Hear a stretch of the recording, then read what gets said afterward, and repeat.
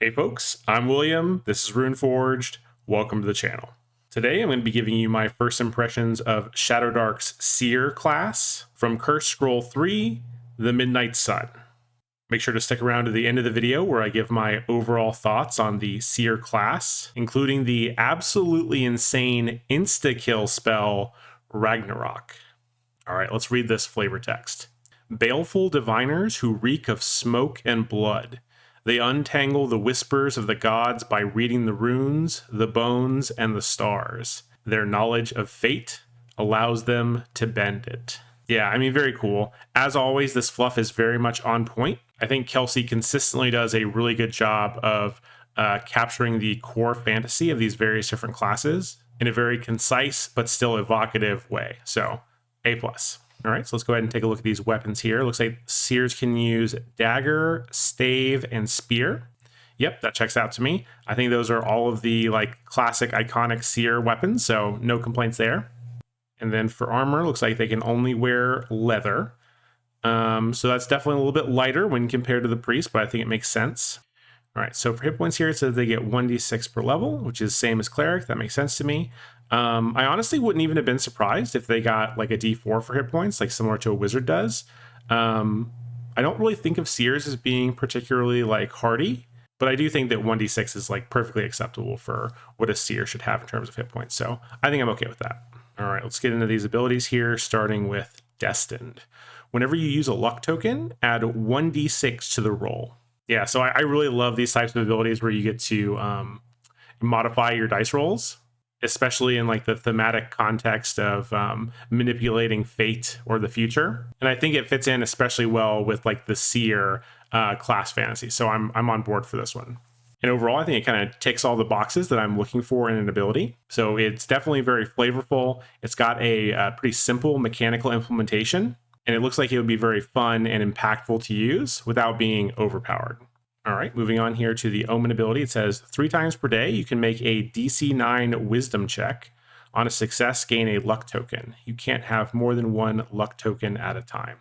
Yep, so basically all the positive things I just said about the Omen ability apply to, all the things that I said, all the good things I said about the Destined ability also apply to the Omen ability. And I especially like the fact that those two abilities have a lot of synergy with one another, so I think that's good class design. I will say that I do wish it specified whether or not Omen used your action when you use it. And that actually highlights one of my main criticisms of the Shadowdark rules, where it is not specific enough about some core mechanics, especially what counts as an action and what doesn't. And yes, I understand it's very much a rulings versus rules type of system, but there is some space here on the page. I don't think there's any reason why this couldn't be called out. But I am really curious to hear how you handle this at your table. Do you count Omen as an action or not? And then what is your justification for, whatever conclusion that you've come to? All right, I just wanted to pause for a moment to say that I hope you are enjoying today's video. I do plan on doing many more videos like this in the future. So if you don't want to miss out on those, please consider liking and subscribing to the channel. All right, let's get back to it. All right, so spellcasting. You can cast Seer spells you know. You know 1 tier 1 spell of your choice from the Seer spell list. Yeah, so 1 spell definitely doesn't feel like very much. If I'm remembering correctly, the priests get 2 spells known at level 1, and I'm not really sure why the Seer would know any less. So I am curious to see if some of the other Seer abilities or spell kind of outpace the priest abilities in some way. So we'll have to be on the lookout for that. All right, continuing on, every time you gain a level, you choose a new Seer spell to learn according to the Seer spells known table, okay? You use your wisdom stat to cast Seer spells. The DC is 10 plus the spell's tier. Yep, that makes sense to me. If you fail a spellcasting check, you can't cast that spell again until you complete a rest. Yep. If you roll a natural 1 on a spellcasting check, you can't cast that spell again until you complete Seer Penance. Okay. Makes sense to me. I think all that checks out. All right, so let's go ahead and take a look at the Seer talents here. Yep, a lot of these look very standard. All right, here we go. Gain an additional use of your Omen talent each day. That bumps it up to 4. That makes sense to me. I think Omen's a cool ability, and getting more opportunities to use it is not a bad thing. So I'm fine with that one. Increase the die category of your Destined talent by 1. Okay, so I guess the first time it would take it from a D6 to a D8 and then a D10, so on and so forth. Yeah, I like that. I think that's really cool. I think it's pretty easy to implement, and again, it just gives you, or just makes you better at using one of your core abilities. So, yep, no complaints about any of that. I think that's pretty cool. All right, let's go ahead and take a look at these, the Seer Penance table here. I'm not going to read all these out loud, but I'm just going to skim them. Yeah, I mean, these all look very cool and thematic, so I have no complaints with these from like a lore perspective. I do like the ones that, so the last two are ritualistically sink a burning longbow into the sea and ritually sacrifice 9 humanoids. Yeah, so I think those are very on brand thematically. I do find myself wishing that there was a little bit more explanation of what was involved for these last two here. Actually, let me take a second and look something up real quick.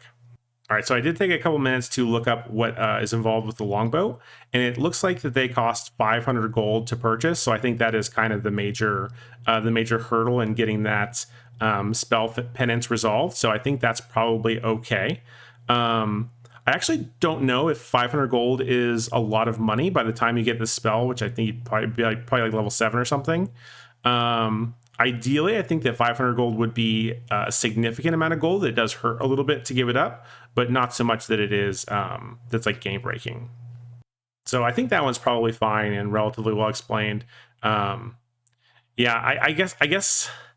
Yeah, I think overall these are fine. I don't have any complaints with these. I think they're pretty cool. In particular, I really appreciate how it keeps Magic feeling unpredictable and costly to wield. All right, moving on to the Seer spell list. So we've got 5 tiers of spells, just like all the other casters. Right away, the thing that sticks out to me about this is that there's only 4 spells per spell tier for the Seer. And if I remember correctly, it's like 6 per tier for the Cleric, and it's either 10 or 12 for the Wizard. I'm pretty sure it's 12. So this is like a lot fewer spells than you get with the other classes. I don't necessarily think that that is a bad thing. But I think it is interesting to note how many fewer spells that this class gets compared to the Wizard especially. All right, so I read through the entire list of Seer spells, and instead of going through them all one by one with you, which I think would take quite a bit of time, I just picked out a couple that I had like thoughts or comments on. So this first one here is called Evoke Rage, which is a tier 1.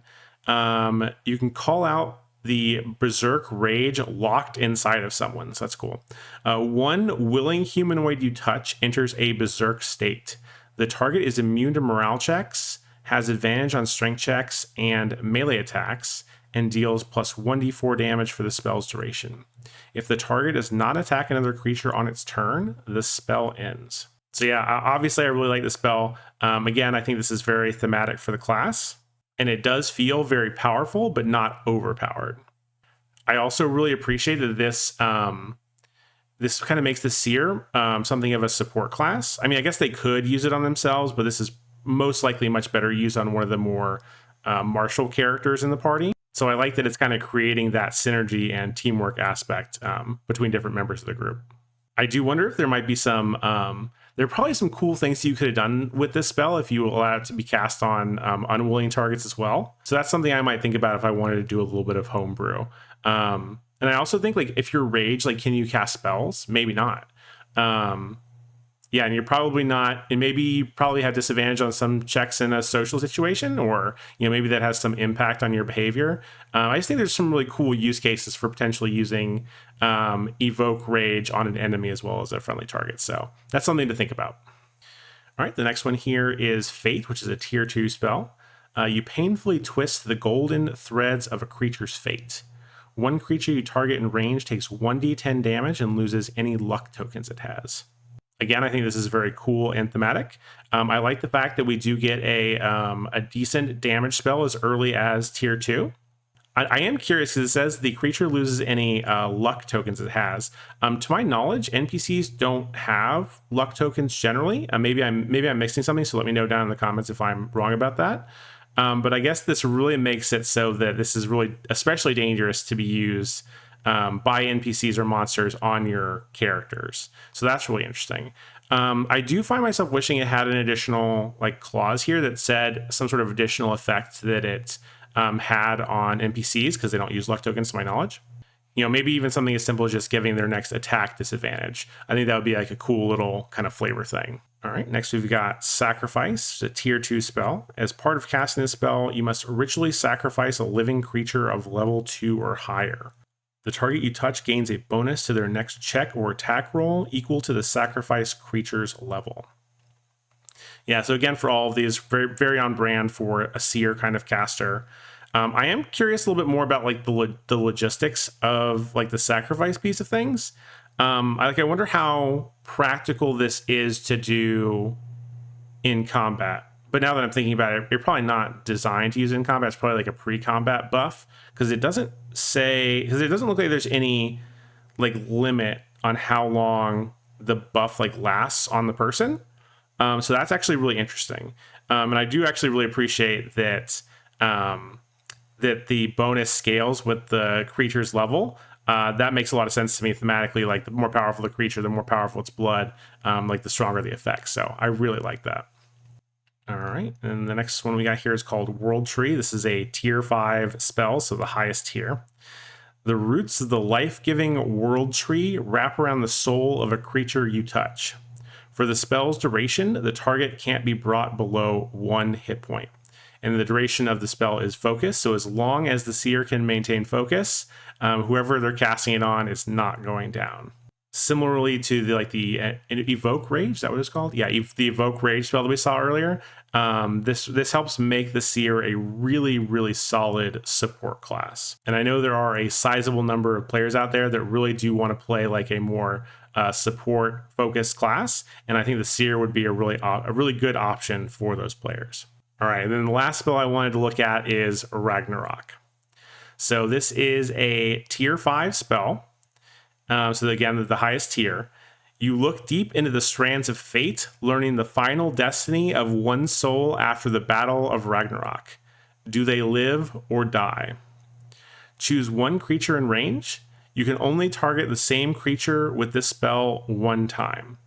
That creature must pass a Constitution check equal to your spellcasting check or die instantly. So obviously this is a very cool and thematic ability, obviously extremely powerful, maybe a little bit too powerful. I will say, like, as a GM, it would probably be really annoying to have like a major monster NPC get one-shotted by this ability, especially because there's not really any risk or downside on the character's side of things from attempting it. I'm not opposed to the fact that it can one-shot monsters, but I really do feel like it needs to have some sort of like risk or limitation associated with it, so that the Seer really has to think twice about, when and how they want to leverage this very powerful ability. I really like the implementation of the power word kill spell from the core rules, where a failed spellcasting roll, it was like an auto spell mishap, which I thought was a really cool implementation. I think you'd have to tweak it a little bit for the Seer because they don't have mishaps in the same way. But I think it might be cool, like if you fail that roll, maybe you lose all of your spellcasting ability for the rest of the day. Or maybe even go so far as to, like, the Seer is immediately reduced to 0 hit points. And I might even go so far as to add on that, like, if they rolled a natural 1 on their spellcasting check, maybe it just outright killed the Seer as well. Maybe in addition to the target as well, like maybe there's some give and take there, like one life for another. That might be kind of cool. I might even go so far as to say that there are no re-rolls on that roll. Like you can't use fate to modify it. You can't use luck to re-roll it. So like you're really taking a huge gamble every time that you use this spell. And it could pay off really, really big, or it could be really devastatingly bad. And I think that would be like the appropriate level of risk to offset the pretty insane power that this spell brings to the table. All right, so what are my overall thoughts on the Seer class? Honestly, I think this might actually be my favorite of all of the Curse Scroll classes, and definitely one that I would love to play if I ever get a chance to play in a Shadowdark game as opposed to run it. I think that both the flavor text and mechanics do a really good job of playing into the core class fantasy of being a Seer. And I think it hits the sweet spot for where it should be power-wise. It definitely does feel very strong, but with the exception of, maybe just the RAGNAROK ability, it does feel like a very balanced class. I especially love the Destined and Omen abilities, which essentially just give you more and better luck points that have been slightly reflavored as kind of like a more fate-oriented thing. As I mentioned earlier, I love the luck mechanic, fate mechanic in general, and I think it makes a lot of sense to have the Seer class interact with that mechanic more than the others do. I also think that despite the relatively small number of Seer spells, they're all very cool and definitely very on brand for the Seer. The high level spells in particular are extremely powerful, but I think with the exception of Ragnarok, none of them are like out of control.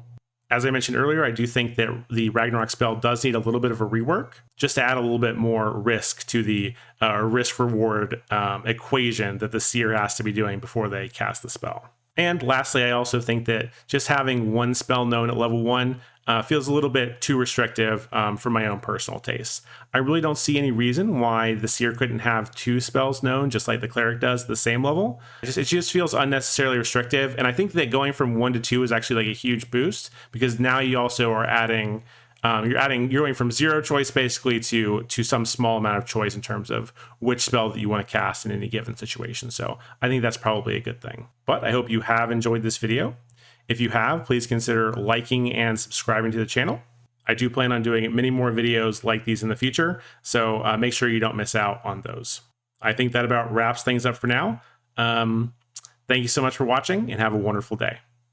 Bye.